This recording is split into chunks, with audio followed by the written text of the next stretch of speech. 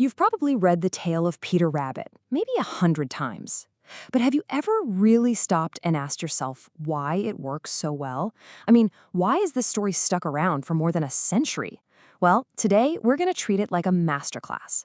We are going to pull it apart piece by piece to find the storytelling magic that makes it an absolute classic.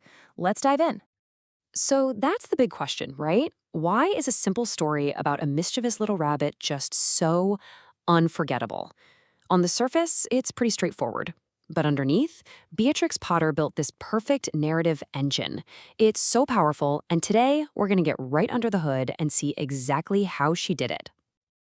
All right, every great story has to start somewhere. You need to establish the world, the players, and maybe most importantly, the rules.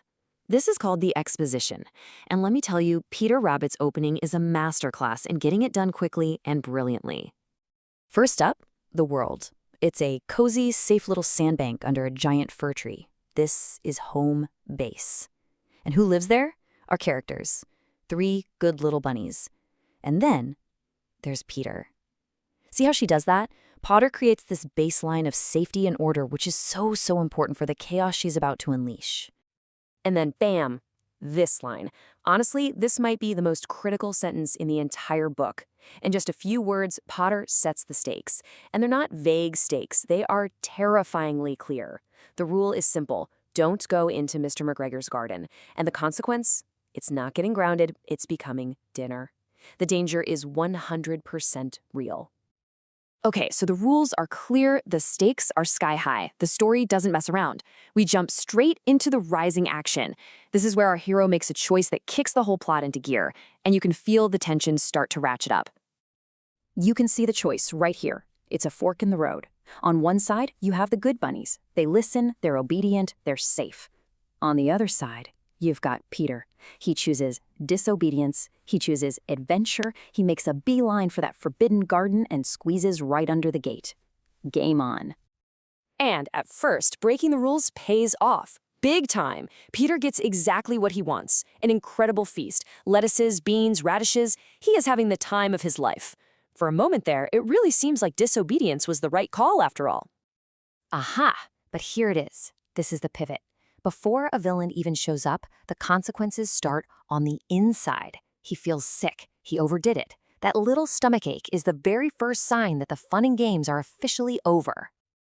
And just like that, the internal problem gets a massive external one. Mr. McGregor, that one shout, "Stop thief!" It changes everything. The story instantly flips from a fun little escapade to a desperate, high-stakes fight for survival. Now we're in it. This whole chase scene is the climax of the story. The tension is cranked all the way up, and you really don't know if Peter's going to make it. Potter just masterfully throws one disaster after another at him to keep us totally hooked. And see, it's not just one long chase. It's a whole series of escalating problems. First, he loses his shoes. Now he's slower. Then his jacket gets snagged on a net. Now he's literally trapped. He wiggles out of that only to have to hide in a can full of cold water. Each step makes the situation more and more hopeless. This right here is such a key part of great storytelling, the moment of total despair. Peter is stuck. He thinks it's over. He just gives up. By taking our hero to his absolute lowest point, it makes his escape, when it finally comes, feel so much more incredible and earned. But just when you think all is lost, help shows up from a really unexpected place. Now, the sparrows don't rescue him themselves, but they give him the encouragement he needs to rescue himself. It's that little glimmer of hope from the outside that gives Peter the strength to keep going. Oh, and I just love this part. He finds what he thinks is the perfect hiding spot, but his own body betrays him with a sneeze. A Kurtish chew. It's such a brilliant little twist. It shows that even the most clever plan can be completely wrecked by something you can't control. And boom, the tension is right back up again. So, the crazy chase is over. We're now in what's called the falling action. The immediate life-or-death danger is gone. But the story isn't over. Peter still has to deal with the fallout of his adventure and find his way back home. And this line just captures the feeling perfectly, doesn't it? He's not celebrating, he's exhausted, he's terrified, and he is completely and utterly lost. The adrenaline's worn off, And now he's just this tiny, scared rabbit who desperately wants his mom. It makes him so relatable. This moment just drives home how alone he is. He's in a hostile world.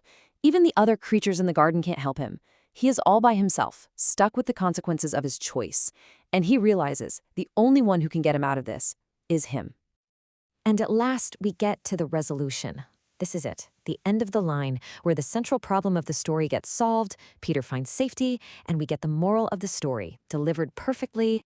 There it is, the moment we've all been holding our breath for. He sees the gate, makes one last frantic run for it, and slips underneath. And you can just feel the wave of relief, right? Not just for Peter, but for us. He's made it. He's back in the safe world. And then Potter adds this one last perfect funny detail. In just 2 weeks, Peter has managed to lose 2 jackets and 2 pairs of shoes.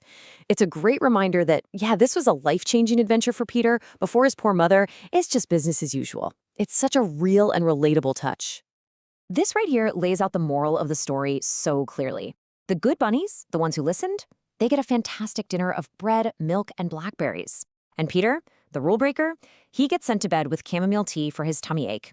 It's not a mean punishment, but it's a clear consequence. Obedience brings reward. Disobedience? Well, it brings discomfort. So when you put all the pieces together, you can see why it's a masterpiece. You've got a hero who isn't perfect, which makes him relatable. The stakes are literally life and death. The tension builds and builds. He hits rock bottom, finds a little hope, and it all wraps up with an ending that feels fair and teaches a gentle lesson. So I'll leave you with this final thought. Once you see this classic structure, setting the scene, raising the stakes, hitting a climax, and resolving it all, you start seeing it everywhere, from huge blockbuster movies to your favorite TV shows. So what other stories can you think of that are built on the very same powerful foundation as a little rabbit in a blue jacket? Thanks for tuning in.